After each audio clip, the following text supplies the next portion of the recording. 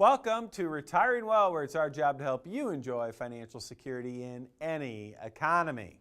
We have got a terrific show lined up for you this week. We are going to talk about who's looking out for your best interests. This is super important information. But of course, as we always do, before we jump into the show, I want to introduce you to the real star of the show and your retirement planning specialist. Hi, I'm Rob Russell. And I'm Curve Miller. And we're from Russell & Company, Southwest Ohio's total wealth management firm, helping you rescue your retirement from bad advice. Retiring well, providing financial security in any economy. Today is the day you can take control of your financial future and eliminate worry about your money forever. Retiring well, featuring retirement planning specialists Robert Russell and Curvin Miller of Russell & Company in Dayton, Ohio.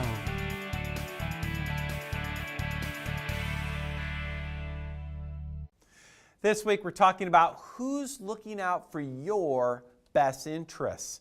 You know, I have this great article from Investment News in my hands, and it's titled, SIFMA to SEC, Fiduciary Rule Would Cost a Ton.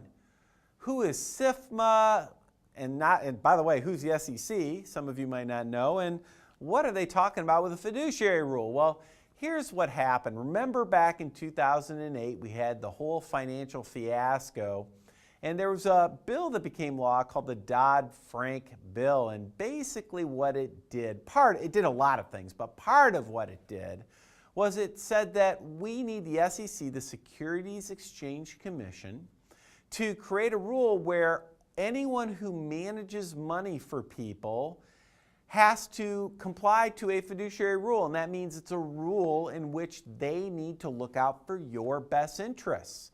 Now, I know this seems a little odd. Shouldn't everyone who manages your money be required to look out for your best interests? Well, apparently not. This is being fought tooth and nail by the big Wall Street firms. You know, the Merrill Lynches and Morgan Stanley Smith Barney, Wells Fargo, Edward Jones. These companies are fighting that rule tooth and nail. Well, in Investment News, the article I just talked about, SIFMA, S-I-F-M-A, stands for, let's see if I can get it here. It basically stands for the Securities Industry and Financial Markets Association. It's basically a trade organization for smaller independent financial firms.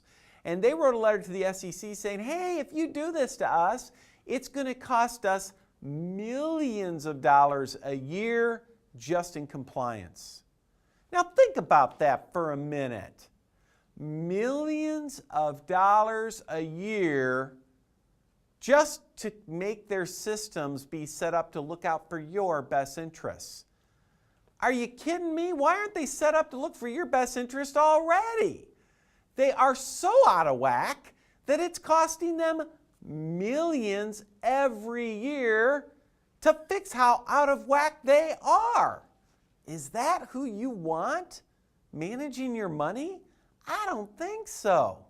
By the way, in a related article, this one now is a couple years old, but Smart Money, back when it was a magazine, now it's all online, but they had an article that said, is your advisor still right for your retirement? And in this article, they talk about a lot of the same things, about how you want to work with a fiduciary, someone who is required to look out for your best interests first, foremost, and always, versus working with someone who isn't required to do that. In addition to that, in this article, they're talking about how retirement planning is just its own ballgame. It's so much more complicated, so much more complex than just growing a portfolio that many times you need to change investment advisors when you're getting close to retirement, when you're nearing retirement, and then when you enter into retirement. In this article, basically they're saying if you're within 10 years of retirement, you should be strongly considering changing investment advisors if you don't already have one who specializes in retirement planning. So here we have Wall Street saying, I don't want to be a fiduciary. I don't want to look out for your best interests. Smart money saying, hey, when you're nearing retirement, you don't want to be dealing with those guys anyway. Really important topics. You want to make sure that you have the right person looking out for your best interests. Now, I want to throw it over to the real stars of the show, the retirement planning specialists. They're going to talk about how this applies to people just like you in your neighborhood. And now, featuring Southwest Ohio's retirement planning specialists, Rob Russell and Kervin Miller. You know, Mike, you bring up some really good points. And actually, what you're talking about is not something you hear all the time. Actually, and I'm so happy today that we have the opportunity to take a few minutes to really, compound on what you were saying.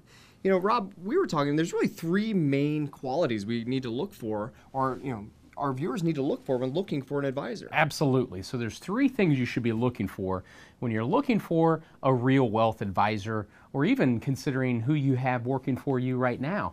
So the first thing is you want to work with somebody that's a specialist, and Mike touched upon that. There's a lot of advisors that are just generalists, but depending on what you're trying to achieve, whether it's creating an income plan in retirement or maybe saving for college, you need to find somebody that specializes in that area. They're going to know a whole lot more because frankly, you can't know everything about everything. And specialists are the key to getting the right advice there. The second thing is having a fiduciary. Yeah, exactly. You want to have somebody who has your best interests, somebody who can give you advice based upon your unique situation. A lot of times in the banks, in the big brokerage firms, the advisors, whoever they are more or less just salespeople. They don't really have to take your fiduciary responsibility into consideration. But you need to make sure you have one shot to retire. Whoever you're working with, you first of all want to make sure they retire. Specialize in retirement, but also have your best interest at heart. Yeah, and you can do that if you're working with somebody that is legally bound to do what's in your best interest, not theirs. So you want to stay away from banks and credit unions and the big brokerage houses because usually, most often, they are not fiduciaries. They are allowed to do what's in their interest or the company's interest, and that is toxic. And a lot of it's based upon their licensing. So for instance, an old rule of thumb I heard is when you go to the bank, stay on the tile. Most times because, in the offices, they usually carry a Series 6, which allows them to use mutual funds, variable annuities, things like that, but that's it. So don't go on the carpet. That's right. Don't go on the carpet. That's stay where you on get the tile. sold. Now, what little known fact, though, is when you do go into the banks and credit unions, they are very aggressive these days, the tellers are, frankly, because they have quotas they have to meet to refer you to the in-house advisor. And if they don't meet those quotas, they don't get bonuses. So, Curve, good advice, stay on the tile. Yeah, and the other thing too is with it, banks are really good at loans, checking, and savings. Yeah. Keep that in mind. Yeah. Now, the last quality we were talking about is really making sure you have somebody who can offer a wide range of options for you. Somebody that's independent. Yes, somebody says, well, I got the best money management, whatever it is. Make sure that money management's right for you in the first place. You don't want to go to somebody who can just use annuities. You don't want to go to somebody who just does money management. You want to make sure that whoever you're using has the opportunity to prescribe or has a lot of tools in the toolbox to help you. That's the key. Yeah, that's a critical thing because of all they offer is annuities. Guess what you're going to get? That's right. Or all they offer is mutual funds. That's what you're going to get. You want to treat it like visiting a doctor. The doctor has all kinds of remedies and prescriptions to take care of you, and you should look for the same thing when it comes to a financial advisor. And speaking of, if you want to stress test your plan and get some advice from a true wealth advisor, give the number at the bottom of the screen a call. We'll be happy to sit down with you. Great advice from the retirement planning specialist. Now, folks, remember, if you've got a question about your retirement planning, whether it's income planning, taxes, your retirement plans, whatever you have, call the number on the screen. Talk to your retirement planning specialist. You'd be glad you did. All right, it's now trivia time. This week's trivia question has to do with spending habits at different points in your life. And here's the question. At what age range do you spend the most money, Americans in general? $57,788 per year. Is it age 25 through 34, 35 through 44, 45 through 54, or 55 through 64? Stay tuned. We're going to give you the answer at the end of the show.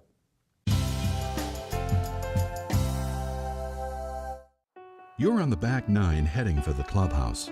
Your dreams of spending time with family and enjoying retirement are just within reach. What happens if you end up in the rough? In these uncertain times, it's crucial to be prepared with sound advice.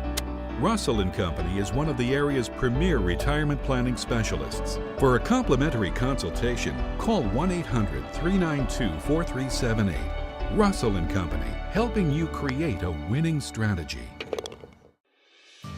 You've worked your entire life to become financially secure so you can enjoy a comfortable retirement. But when you get there, what's next? Wall Street and the financial media flood the airwaves with information about what you should and shouldn't do. But who are they working for? Who can you trust? For the past 17 years, I've focused on helping people just like you protect and preserve their retirement security. And during that time, I've identified 7 different lies, each with the potential to destroy the security that you've worked so hard to build. I believe that you deserve to know the truth. And so I've built a website that hosts a series of videos that's free of charge that you can watch in the comfort and safety of your own home. You don't want to miss out on these powerful videos that shine the light of truth on what can be a confusing topic. Why don't you go there now? It's absolutely free, and you'll be glad you did. www.retirementincomelines.com. You deserve to know the truth.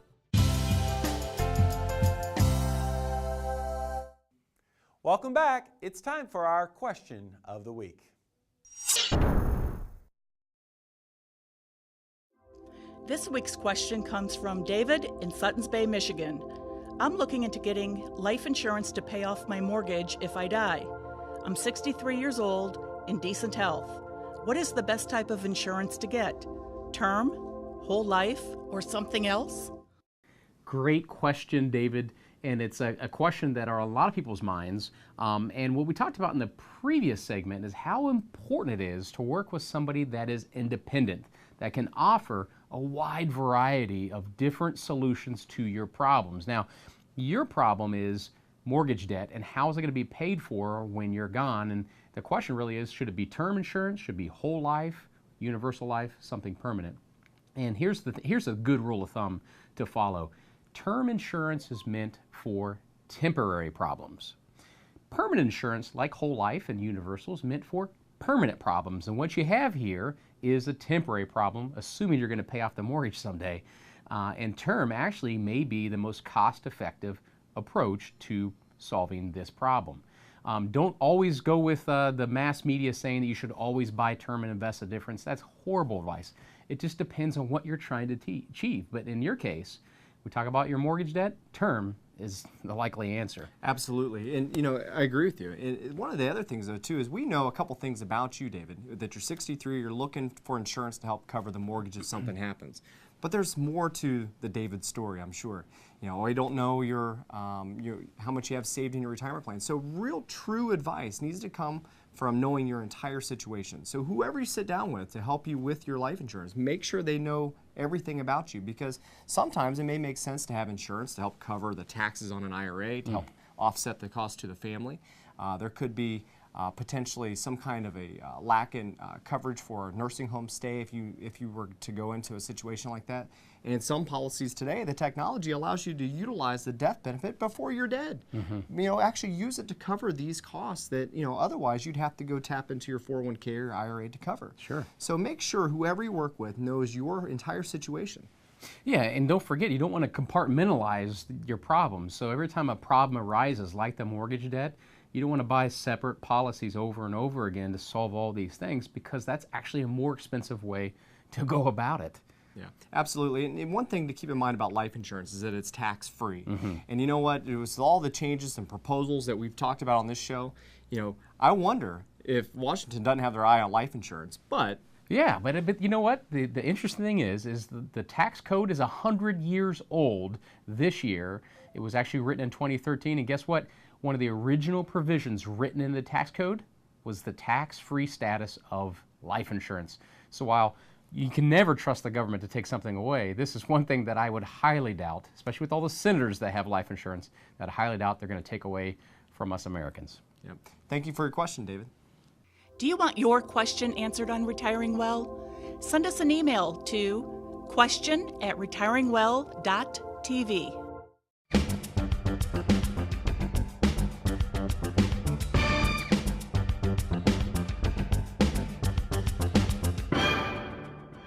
This week in Chalk Talk, we want to share this concept known as the Rule of 100, how it really works. And I want to dive into just a few details to make sure that you're applying it properly. So first, what is the Rule of 100?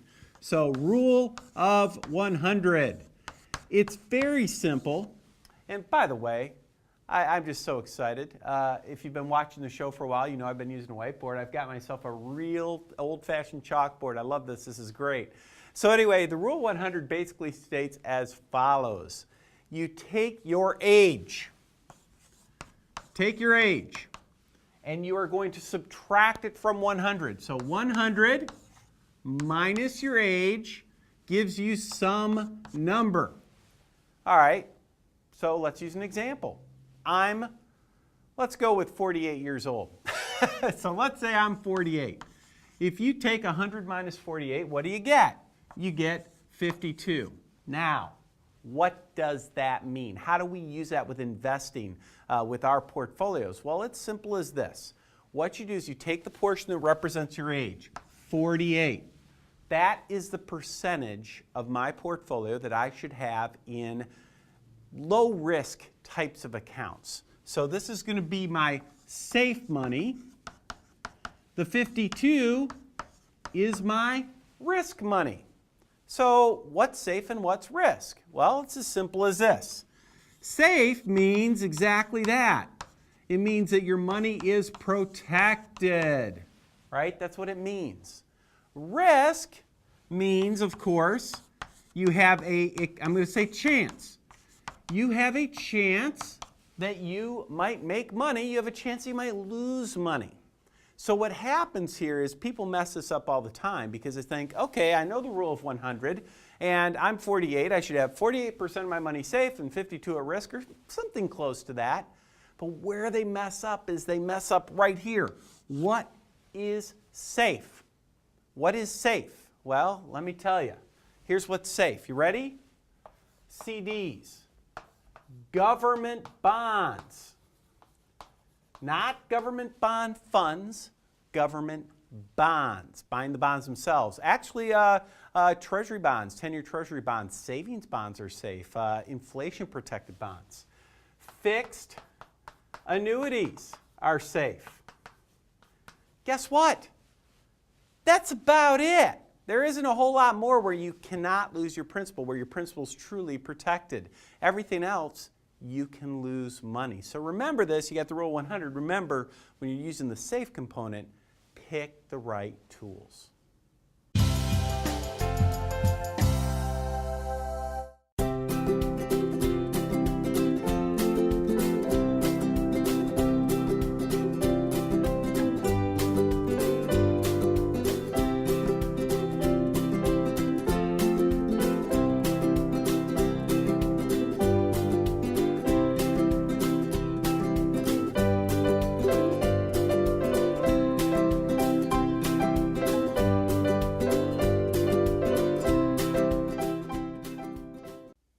Hi, my name's Michael Reese. I'm a certified financial planner who specializes in retirement planning.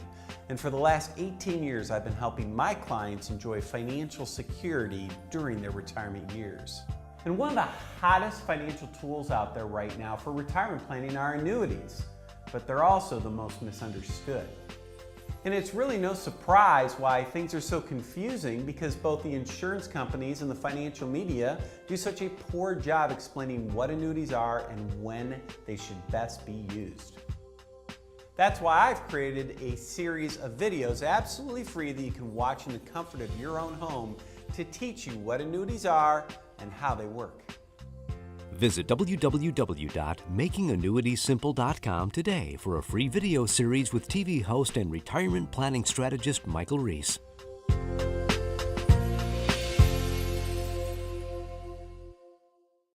You're on the back nine heading for the clubhouse. Your dreams of spending time with family and enjoying retirement are just within reach. What happens if you end up in the rough? In these uncertain times, it's crucial to be prepared with sound advice. Russell & Company is one of the area's premier retirement planning specialists. For a complimentary consultation, call 1-800-392-4378. Russell & Company, helping you create a winning strategy.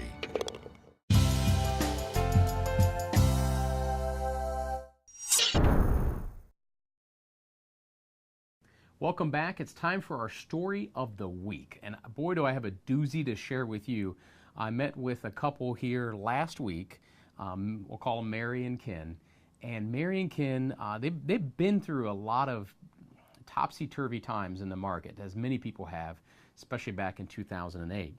And they pulled out. They went to cash during all that volatility, and they decided to stick it in what they thought were safe investments. And what I mean, put it in safe investments, they put $1.2 million into five annuities. Oh, wow. Yeah. So did they put it in, or were they advised to put it in? Yeah, absolutely. One of their friends was an insurance salesman, and he sold them 5 different annuities. Wow. Now, the interesting thing is 2 of the 5 were in fixed annuities, so their principal was protected. I don't really have much of a beef with that for what they were trying to do, because they're very conservative, safety-conscious people. But the other 3, 82% of their money, the other 3, were in variable annuities. Oh, wow. If you've listened to our radio show or our TV show, we're not big fans of variable annuities at all. Partly, one of the biggest reasons we're not fans of variable annuities is because of the unbelievable cost. You know, imagine this. You have a mutual fund that already has its own costs, and then you have to put a life insurance wrapper around it. You know, fees inside variable annuities oftentimes are between 3 and 5% per year. Well, Curve, the fees in this annuity, because she just so happened, Mary brought in the contracts for all 3 of the variable annuities, all with 3 big companies. So we looked at the contracts. She was paying over 3.35% a year in fees. So what's that?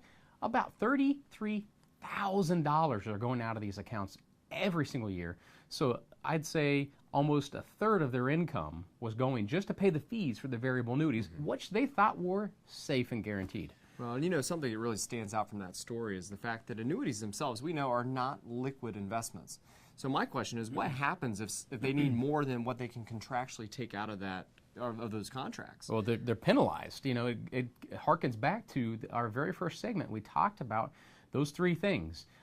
The right type of advisor, somebody that specializes, somebody that's a fiduciary, and somebody that's independent. Obviously, their guy was not any of those, because he sold them all annuities. They shouldn't have had all that money in annuities, because it's not liquid money, to your point.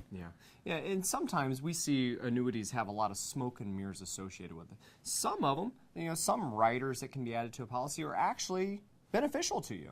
You know, so if you need income, for instance, and you want to take income or a lifetime income, sometimes you're able to add a rider like that. But you definitely don't do it with all of your money. That's the big thing that stands out here. Well, they actually had that. That's what they were told the guarantees are. These income guarantees, these withdrawal guarantees. That's what helped them kind of sleep at night until I opened the hood and showed them what the reality was. And the fact is if their cash value in their account, their actual money goes down, but their income pool, this guaranteed income pool, is up, well, they're handcuffed. They're not going to pull the money out of the account because their cash is worth less than what's actually in the account. Yeah, I had a story too. A guy had $450,000 in that income pool. Market had fallen back in 2008. He had $400 there. He had $280 in his walkaway value. He had to take whatever the company would allow him to take in income and no more. So always best advice, do not put all your eggs in one basket. Make sure you're working with somebody who can help you find the right solution for you. Great, thanks for sharing. Yeah, no problem. We'll see you next week. Well, there you have it. Another great example of why working with a retirement planning specialist, someone who really focuses on retirement planning, can make such a big difference in your life. You know, if you want, you can talk to your retirement planning specialist, maybe a phone call, maybe a face-to-face visit. Just call the number on the screen, make a connection. You'll be glad you did. All right, it's time to turn the page a little bit And this week, my dog Charlie has a terrific treat for you.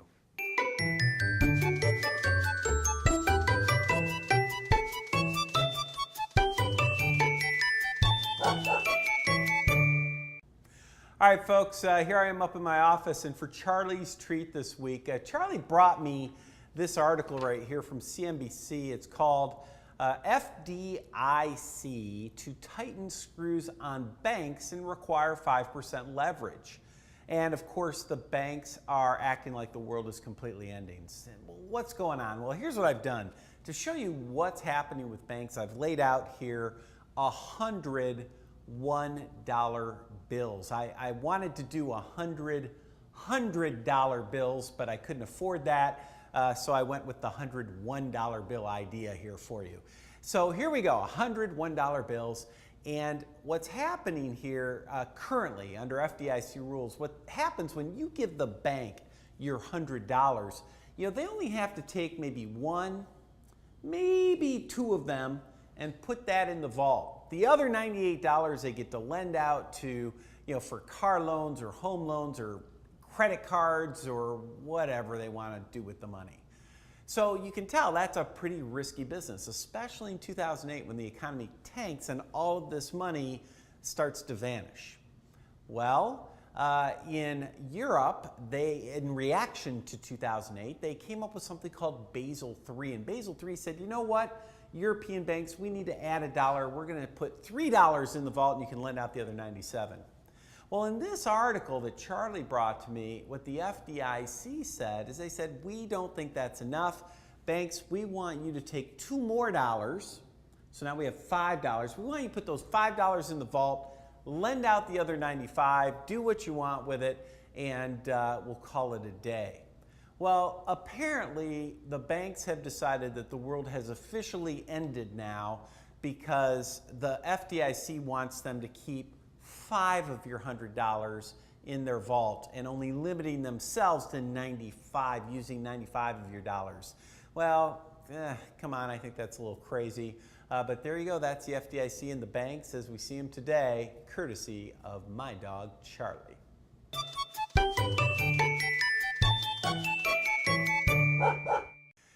Yeah, Charlie always brings a smile to your face, doesn't he? He has great information.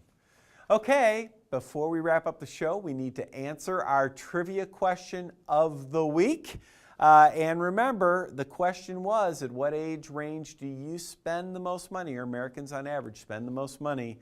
Answer is C, age 45 to 54 years of age. That's when we spend the most money. I know, I thought it was actually a little bit higher, but that's the answer. Okay, we've had a great show this week, folks. Hope you've enjoyed it. Remember, call the number on the screen, talk to a retirement planning specialist. Make sure you have the right person looking out for your interests. Take care, everybody.